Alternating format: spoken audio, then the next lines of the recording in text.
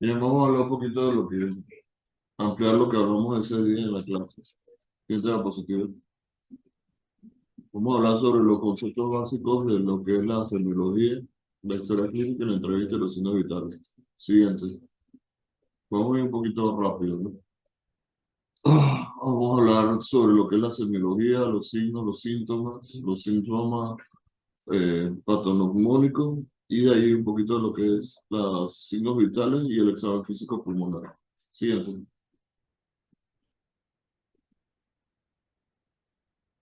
Semiología básicamente es el capítulo de la medicina que se encarga del estudio de los síntomas y síntomas de las enfermedades y sus consecuencias. El conjunto de síntomas y síntomas, se conoce como síndrome. Siguiente. Los signos son las manifestaciones anteriores. Los signos son las manifestaciones eh, objetivas de una enfermedad y los síntomas son las manifestaciones subjetivas de una enfermedad. Por ejemplo, el paciente dice, me falta el aire, eso es subjetivo.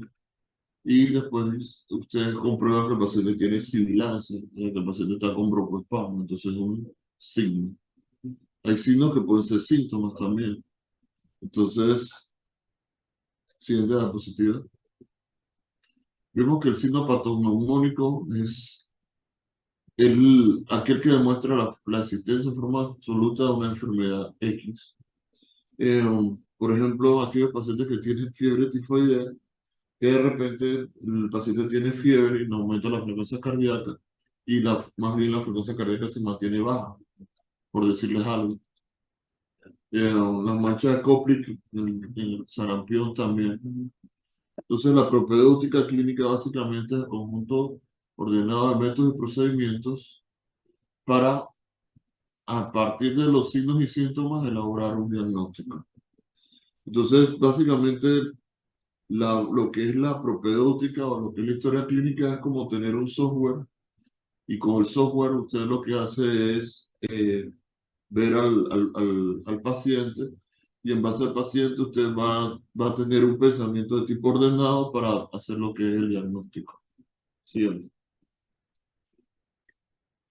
A manera de introducción, la historia clínica es un documento legal. O sea, todo lo que está en el expediente, no solamente la historia clínica del médico interno, es legal. O sea, lo que menos la gente o el fiscal lee es la historia clínica del interno, porque la historia clínica del interno básicamente es un copy-paste de lo que escribe el residente. Entonces, básicamente, una buena nota te da un buen sueño. O sea, si tú te cubres desde el punto de vista en el expediente, o sea, cuando usted va a una fiscalía o cualquier otro lugar en el cual usted está cuestionando lo que usted hizo, ahí está escrito. ¿Ves?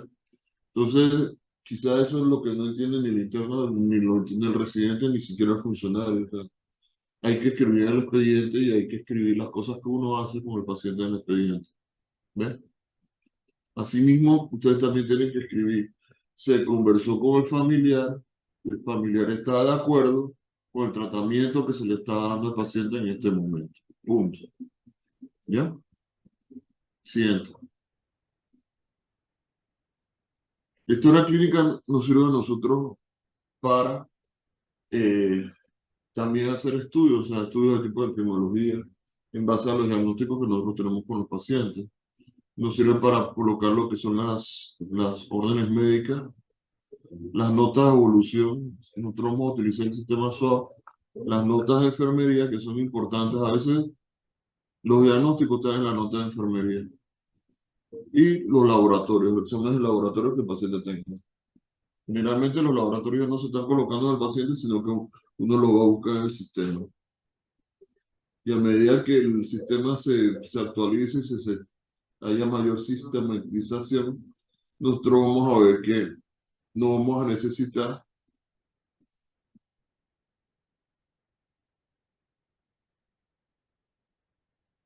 no vamos a necesitar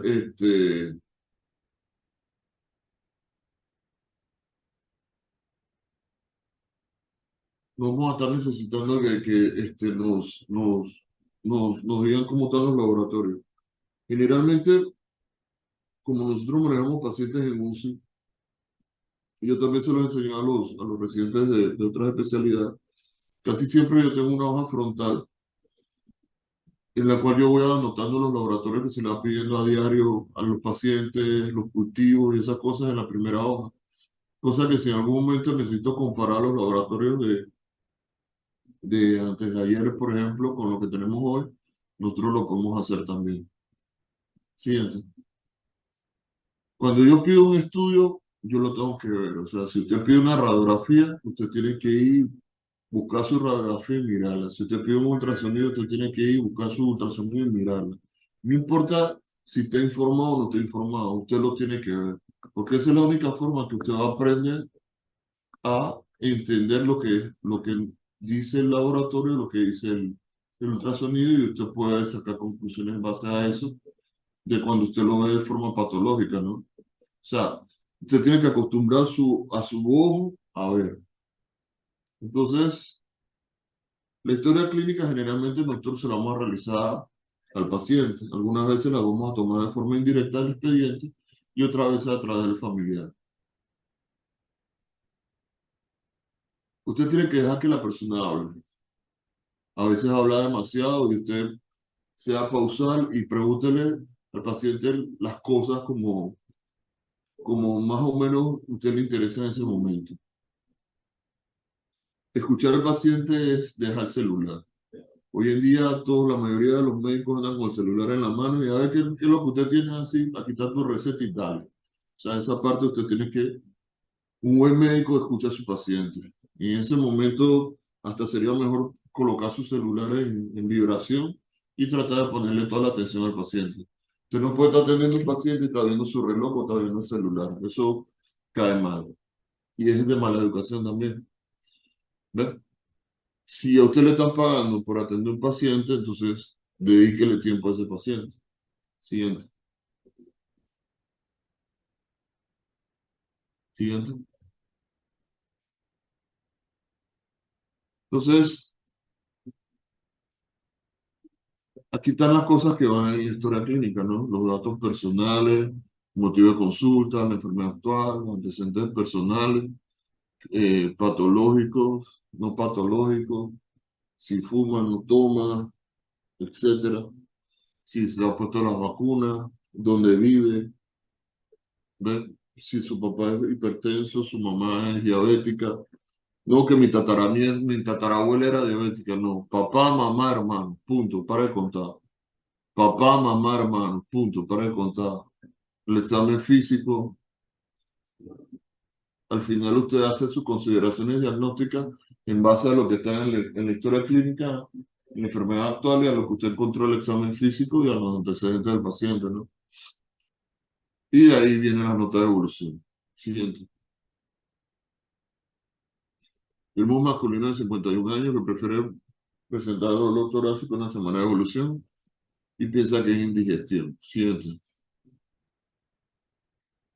Por definición, nosotros indagamos al paciente a ver qué es lo que el paciente se siente y tratamos de, en la enfermedad actual, hacer la mayor cantidad de preguntas con respecto al sistema que lo está aquejando el paciente.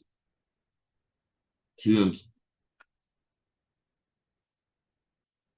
En la historia clínica también vamos a tener los datos personales del paciente, el nombre, la edad, el apellido, la nacionalidad, dónde vive, a qué se dedica, porque algunas enfermedades son relacionadas, por ejemplo, al trabajo, aquellas personas que trabajan, por ejemplo, en las minas o pueden tener algún tipo de enfermedad de tipo pulmonar relacionado a de lo que son las minas también, ¿no? Sí,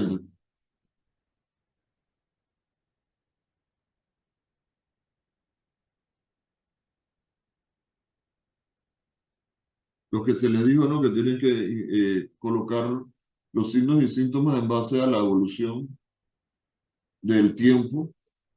Siguiente.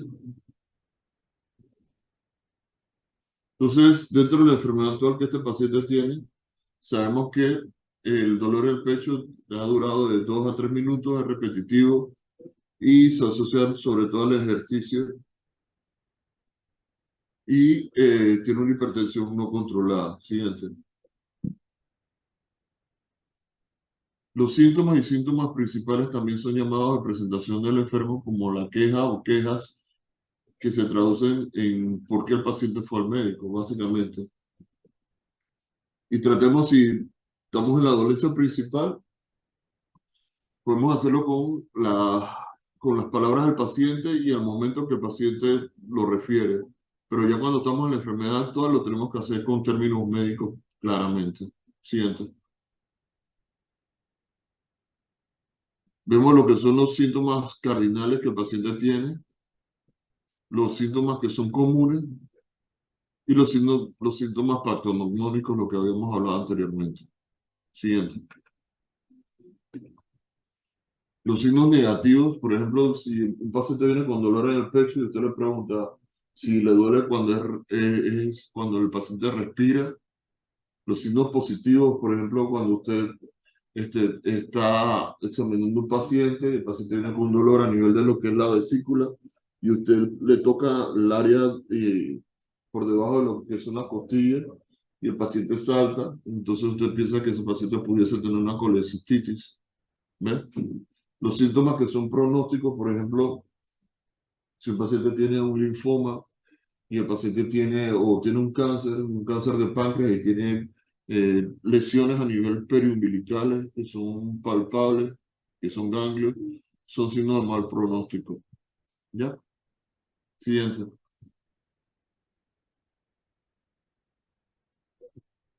De ahí vemos la enfermedad actual, ya lo hemos mencionado varias veces, que tiene que ser con términos médicos y la enfermedad actual usted no la hace para usted. La enfermedad actual usted la hace para que otras personas puedan leer y entender lo que tiene el paciente. Siguiente.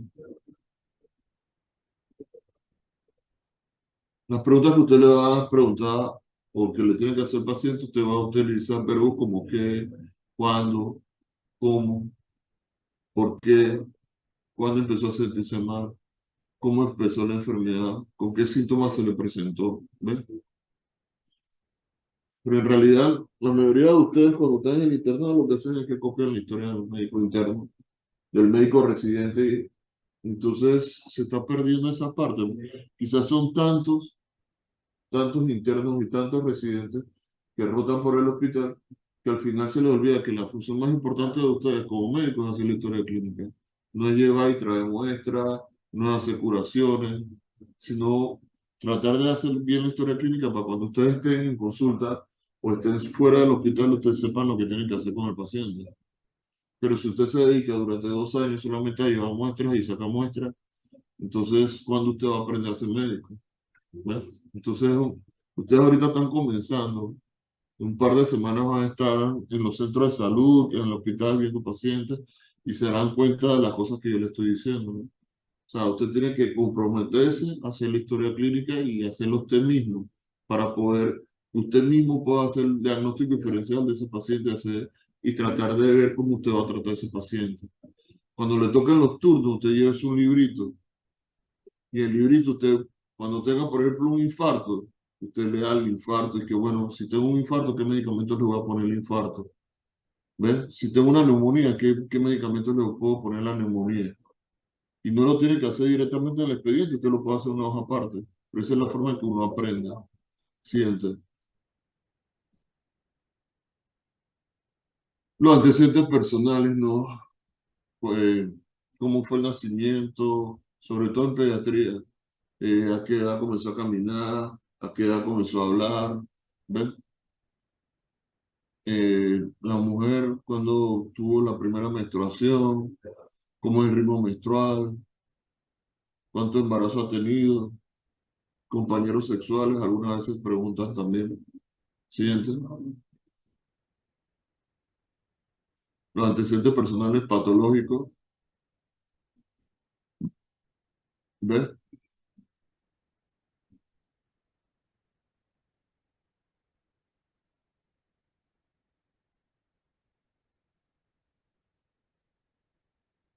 Y tener más o menos un orden cuando usted está preguntando cuáles son los antecedentes alérgicos de esa persona, los antecedentes quirúrgicos de esa persona, ha sido operado, cuáles son las enfermedades de la infancia que ha tenido. Siguiente.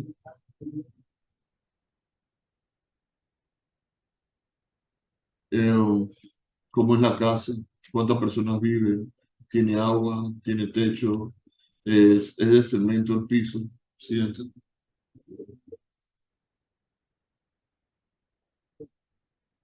¿Hasta qué grado de escolaridad tiene la persona?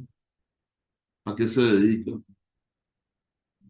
¿Cómo es el núcleo familiar? ¿Ha sido maltratada?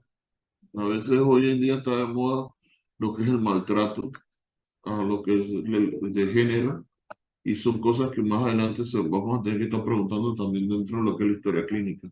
Siguiente. ¿Qué come? ¿Es intolerante a los alimentos? Siguiente. ¿El apetito cómo es? ¿No come? ¿Ha perdido peso? Generalmente usted se puede guiar por el cinturón. Cada hueco del cinturón que el paciente no se puede abrochar, más o menos son como 10 libras. Siguiente. La diuresis, si el paciente, por ejemplo, tiene poliuria, polidipsia, pérdida de peso, pues podemos pensar que el paciente pueda tener una diabetes. Ahora, ¿por qué un paciente con diabetes tiene polidipsia?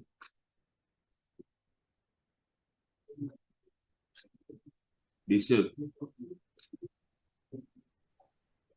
Eh, ¿Cómo era la pregunta, doctor? ¿por qué un paciente con diabetes tiene polidipsia? ¿Por qué la polidipsia?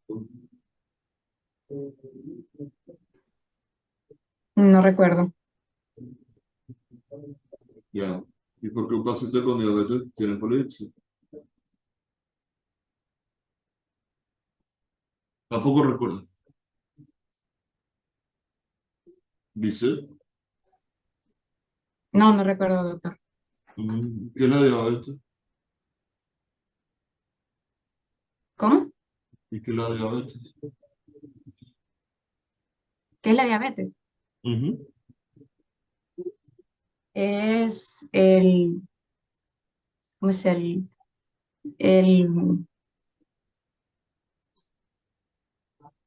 eh, cuando no se metaboliza bien la glucosa?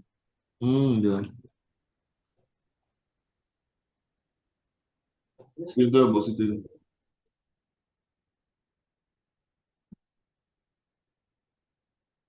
¿Cómo es el sueño? Si duerme bien, si no duerme bien, cuántas horas duerme, cómo es el estado de ánimo de esa persona.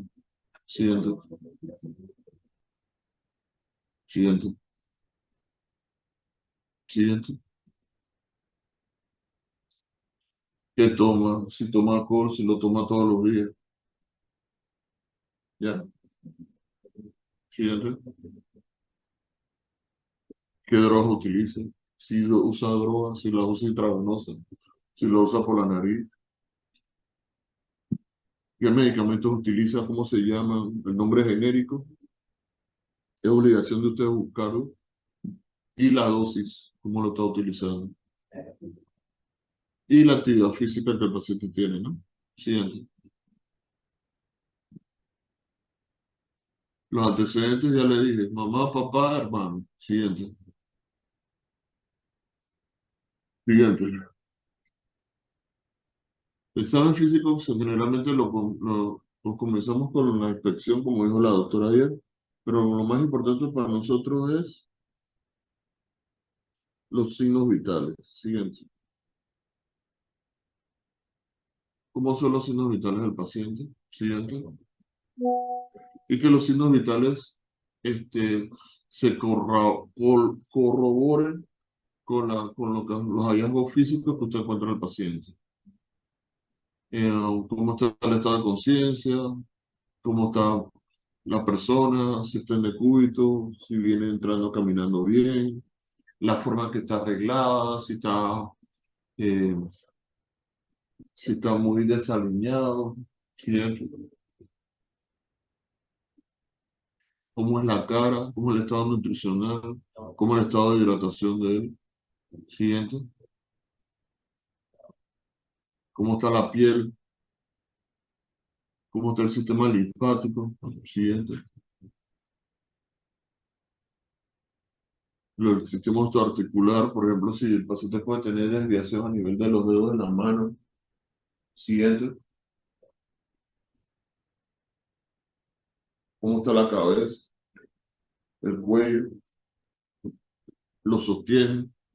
Hay adenopatía a nivel del cuello, está aumentado de tamaño. Siguiente.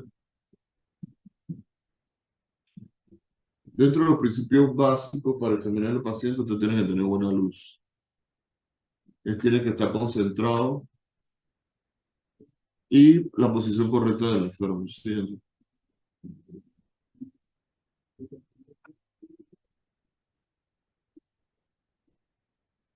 Si el paciente está desalineado, si el paciente está en ropa interior, cómo es el calzado. ¿Ve? Todas esas cosas ustedes las tienen que ver al momento de hacer la historia clínica o al momento de recibir el paciente en el consultorio. Siguiente. La actitud, algunas veces el paciente va a estar en negación, otras veces el paciente va a estar agresivo hacia usted. Y usted siempre tiene que mantener la misma actitud, una actitud coherente, tranquila. Si el paciente se pone agresivo, usted llama a seguridad para que se lo lleve, etcétera. Siguiente.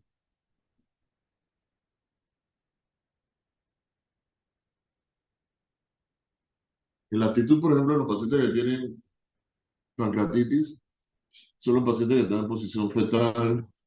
Si el paciente está obstruido, generalmente está muy tranquilo, igual que en la peritonitis. Los pacientes están muy quietos por el dolor. Los accesos renales les van a decir el lado de la lesión, la apendicitis les va a decir el lado de la presión. Los pacientes con meningitis están recostados. Cuando usted le entiende el cuello, el paciente le va a doler. Si tienen bastante líquido a nivel pulmonar, se van a acostar del lado de la lesión. Y si tienen derrame pericárdico, generalmente se inclinan hacia adelante para poder respirar mejor. O en cuclillas si el paciente tiene una tetralogía de Fallot. Siguiente. Siguiente. Siguiente.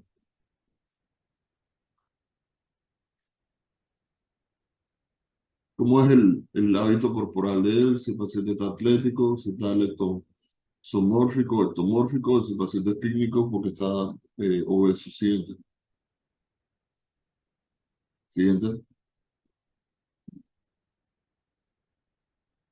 Cuando hablamos de pérdida de peso, tenemos que preguntar desde cuándo, cuánto tiempo, está comiendo normalmente, ¿ves? Ha cambiado sus hábitos alimenticios, está haciendo ejercicio. Siguiente. Estas cosas las mencionamos, la anterior. Generalmente los pacientes que son diabéticos comen más o comen bastante bien y comienzan a perder peso, ¿ves? Y una de las cosas que comienzan a mencionar es que están orinando o aumentan la cantidad de orina o veces de orina. Recordemos que el agua corporal total, a ver, María, ¿qué es el agua corporal total? ¿Cuál es la fórmula? El agua corporal total es la fórmula es 0,5 o 0,6 dependiendo si es hombre o mujer por el peso en kilogramos. Y es el Ujú. agua que compone ¿Por qué nuestro los, cuerpo. por qué los diabéticos pierden peso? ¿Cómo dices? ¿Por qué los diabéticos pierden peso?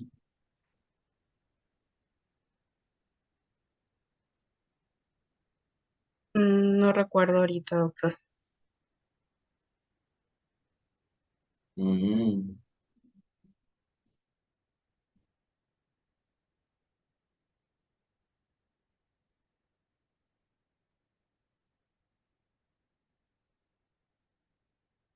Catherine, ¿por qué los diabéticos pierden peso? Los diabéticos pierden peso porque empiezan a quemar la grasa ya que no pueden utilizar la glucosa. Ah, y por eso pierden peso.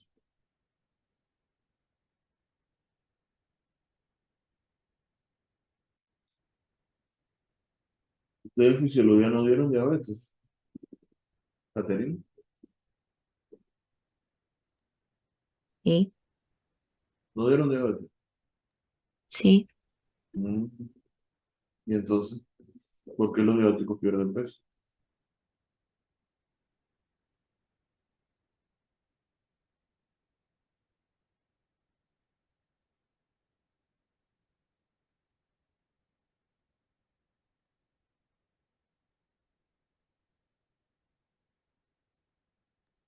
No ¿Mm? recuerdo, doctor. Mm. ¿Qué le pasa al diabético, Catherine?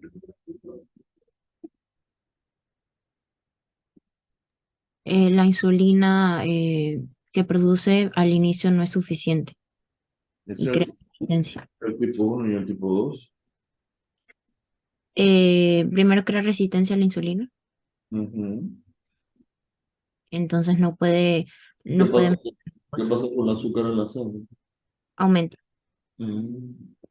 ¿Y el azúcar que glucosa. Si aumenta el azúcar en la sangre, ¿qué pasa con el agua? El agua empieza porque la sangre se vuelve osmolarmente, aumenta la osmolaridad sanguínea. Y entonces, El no, agua empieza a no, mover no pasa, hacia ¿no? la Para ir, sangre, ¿de ajá, dónde va a salir el agua? al espacio intersticial, ¿Y para dónde de la- va? hacia la sangre, ¿Y en la sangre dónde está? en el espacio vascular, ¿En dónde está la sangre? en en los vasos, ¿Y el espacio de los vasos cómo se llama? arterias y venas. No, intravascular. ¿Y qué pasa cuando hay más aumento de agua y azúcar en la sangre?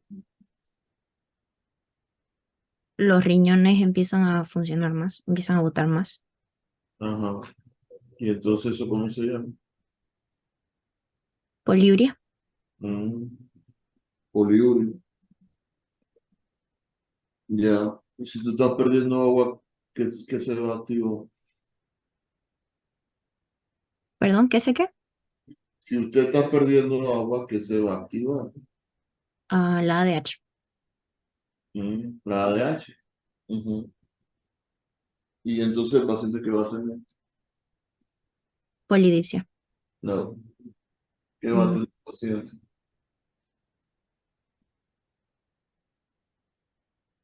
sed, Ajá, y si tiene sed, entonces va a tomar más agua. Y entonces ahí es la polidipsia. Entonces, si el paciente está perdiendo agua, ¿qué va a pasar con el peso?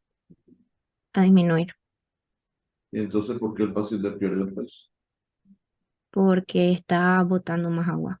Entonces, tú no dijiste eso. Ni tu compañera no tenía ni idea de qué era lo que yo le estaba preguntando.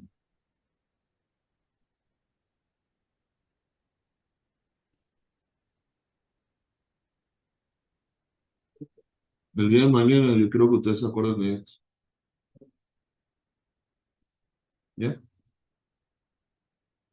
Un estudiante de medicina de cuarto año, supuestamente está en cuarto año y hay cosas que ustedes tienen que saber y no se las están enseñando. Denle gracias a aquellas personas que no se las enseñaron. Sigan. Entonces el paciente tiene polidipsia porque está perdiendo agua. Tiene poliuria porque el paciente está perdiendo porque hay más agua dentro de lo que es el espacio intravascular porque hay un aumento de lo que es la molaridad. Y tiene pérdida de peso porque está perdiendo agua y está perdiendo también parte de la masa grasa y la masa muscular que el paciente tiene. Y también tiene pérdida de la potencia sexual, porque se están perdiendo lo que son las venas amialinas de los nervios, por eso desarrollan neuropatía por el azúcar.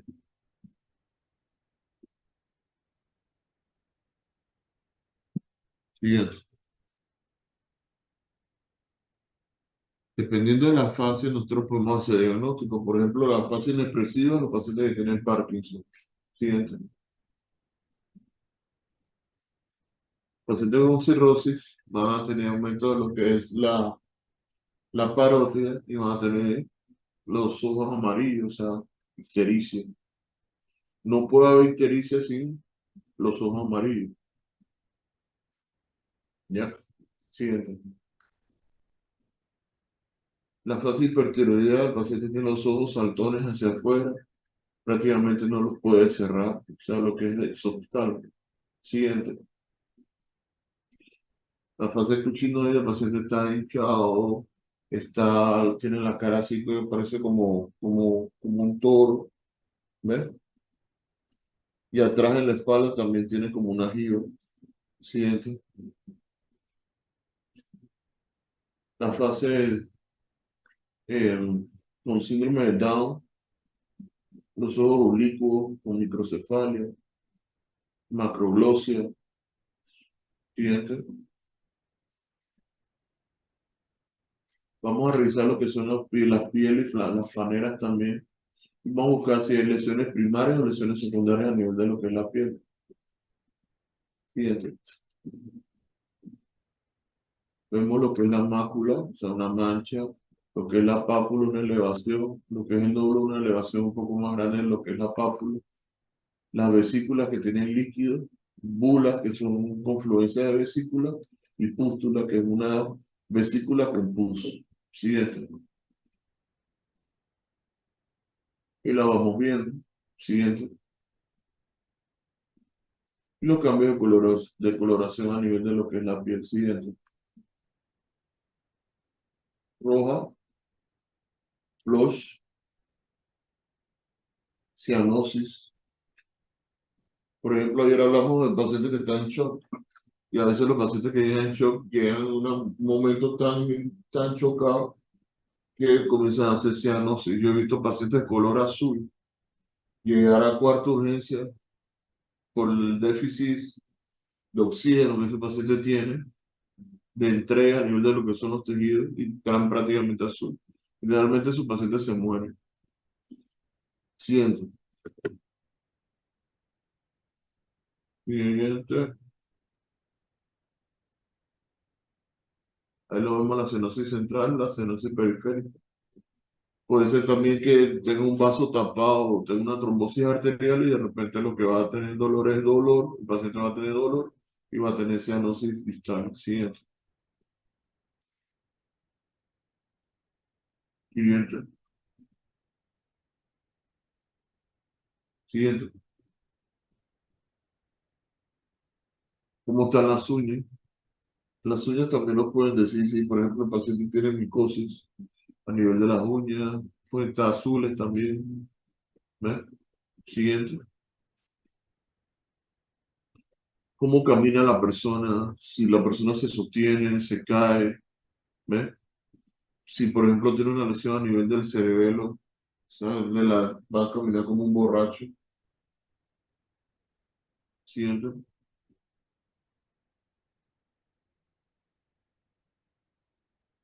Siguiente. Vemos los tipos de marcha, los tipos de marcha de Parkinson, la marcha del segador, que es la C, la A, la tipo Parkinson. ¿Ves? El segador, que es la C, puede ser que el paciente haya tenido un stroke, una enfermedad cerebrovascular. La enfermedad cerebrovascular la clasificamos en dos, isquémica y hemorrágica. Generalmente las isquémicas se producen porque el paciente tiene alguna patología de fondo, como por ejemplo una fibrilación auricular, que se va a producir trombosis, y en la fibrilación auricular entonces van a emigrar coágulos hacia el nivel de lo que es las arterias cerebrales, se tapan y el paciente eh, amanece con parálisis. Siguiente. De ahí viene lo que es el interrogatorio por aparato y sistema. Siguiente. Siguiente. Por ejemplo, en el sistema respiratorio se paciente tiene rinorrea, disfonía, afonía, tos, dolor torácico, cianosis, vómita. Eso lo vamos a ver más adelante. Siguiente. Siguiente. Recordemos que la respiración del hombre es más que nada torácica y la mujer es más que nada, perdón, del hombre es abdominal y la mujer es torácica. ¿Ve? Generalmente cuando nosotros vamos a examinar al paciente desde el punto de vista respiratorio, tenemos que hacer los 4 pasos de lo que es el examen físico, ¿no? La inspección, vemos si el paciente tiene tiraje intercostal, vemos si el paciente está utilizando los músculos abdominales, vemos si hay simetría entre ambos tórax, si el tórax de un lado se mueve bien y el del otro no se mueve, o sea que hay que descubrir al paciente. Y a la mujer también respetando la parte respiratoria, o sea, el pudor de la paciente. Vemos cómo están las áreas eh, supra claviculares, si no existe ganglio a nivel de esa región. Vemos si no hay circulación colateral. Vemos si el paciente no tiene un síndrome de vena cava superior, que consiste en que el paciente pueda tener ingurgitación yugular con edema facial.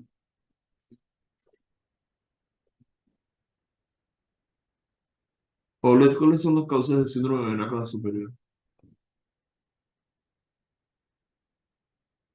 ¿De síndrome cómo dijo? De síndrome de vena cava superior. No recuerdo, doctor. Lo buscaré. Ya. ¿Rovira?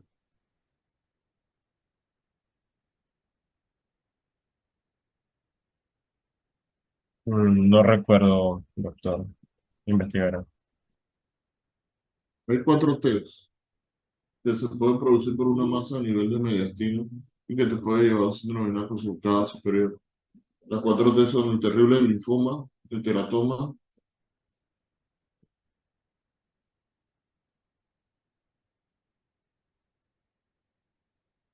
tiroides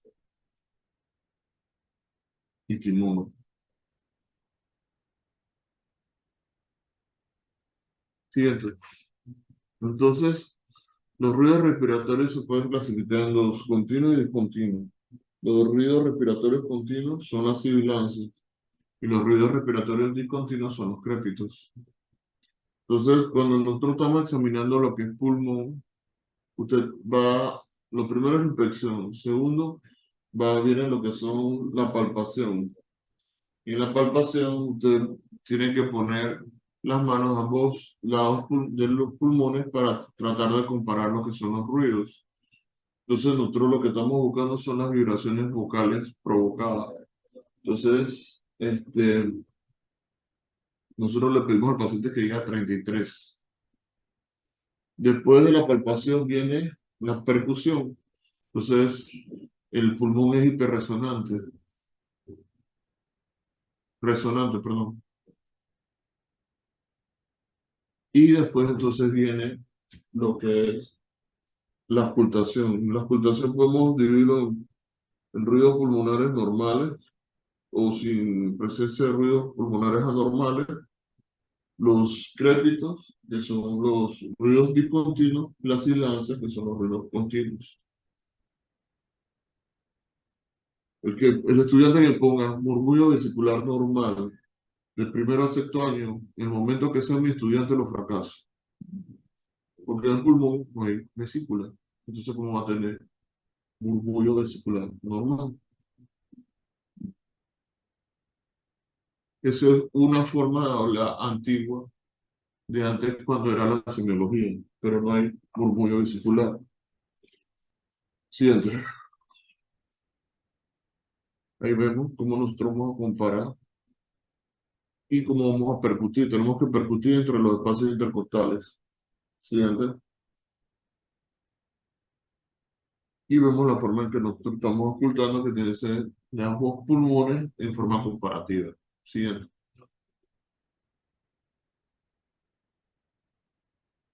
Vamos a la clase hasta ahí, pues. El lunes continuamos. ¿Alguna pregunta? ¿Alguna pregunta?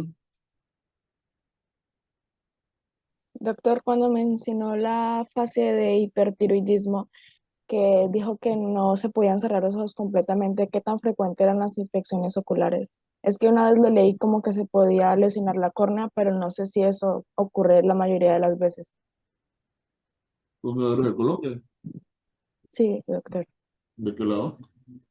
Nací en Cali, pero viví mucho tiempo en Pereira. Yo estoy en Medallo. Muy bonita.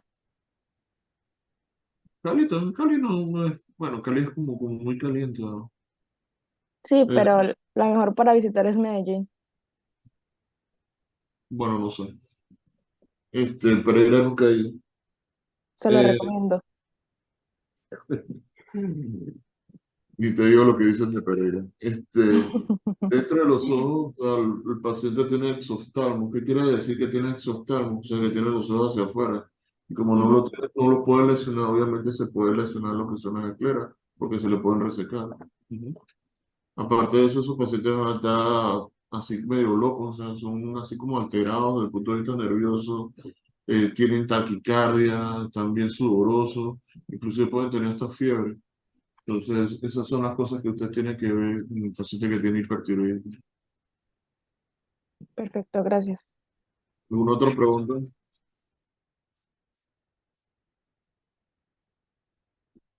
Aló, aló, un segundo. Sí, dígame.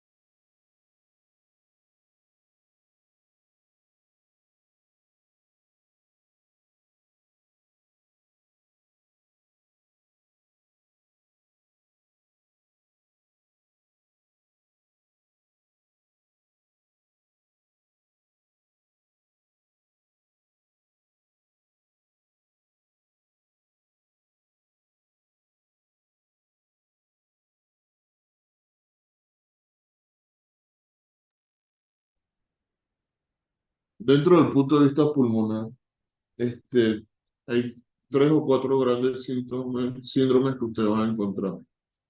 El primer síndrome que usted va a encontrar desde el punto de vista auscultatorio a nivel pulmonar es el derrame pleural. El derrame pleural se define como una acumulación de líquido entre las dos pleuras y ese líquido se va acumulando al momento que en algún momento, si es al principio, el paciente se va a quejar de dolor, pero a medida que va aumentando, el paciente se va a quejar de disnea. Usted, al examen físico, usted va a ver que la tráquea está central o puede estar desviada. Usted va a ver que el lado pulmonar afectado se mueve menos que el pulmonar no afectado. Las vibraciones vocales de ese paciente, perdón, si la lesión es aguda y el líquido se llena muy rápido, usted va a ver que el paciente puede tener tiraje intercostal, dificultad para respirar, utilización de los músculos accesorios respiratorios. Pero si la lesión es crónica, o sea, el paciente se va a quejar de disnea, básicamente. Las vibraciones vocales provocadas, o sea, en la palpación van a estar disminuidas del lado de la lesión, disminuidas o abolidas. Y a la percusión usted va a encontrar matidez.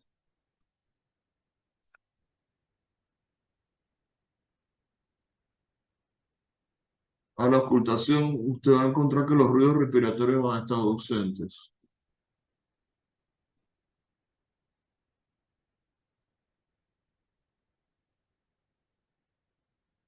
Cuando hablamos de neumotórax, quiere decir que el pulmón se colapsó y ese lado del pulmón es ocupado por aire. Eso puede ocurrir en un trauma o una persona que le meta una cuchillada o por una ruptura de una úvula. Usted verá que la tráquea puede estar central o el paciente puede tener tiraje intercostal, etc. Las vibraciones vocales van a estar disminuidas o ausentes del lado de la lesión y cuando usted percute, usted se dará cuenta que puede estar aumentado perdón, puede estar hiperresonante ese lado. Del punto de vista ocultatorio va a estar abolido lo que son los ruidos respiratorios ipsilaterales. Después viene la neumonía o consolidación. Los pacientes que tienen consolidación o neumonía pueden tener fiebre, tiraje intercostal, dificultad para respirar. Del lado a la palpación de la lesión, las vibraciones vocales pueden estar aumentadas. A nivel de lo que es la percusión puede tener matidez. Y a la ocultación usted puede encontrar que el paciente puede tener crepitantes.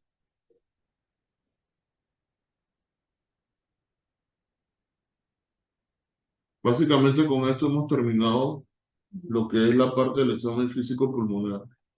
La próxima semana vamos a ver la parte del examen físico cardíaco y vamos a seguir hablando un poquito más de lo que es el interrogatorio por aparato y sistema y los signos vitales. ¿Preguntas? Si no hay, nos vemos. Vayan sacando el 4 de septiembre para que vayan a hacer talleres y ese día vamos a tener una maratón de quizzes también. De muchas cosas de las que hemos hablado en la clase que se les he preguntado y ustedes no se las han sabido. Chao.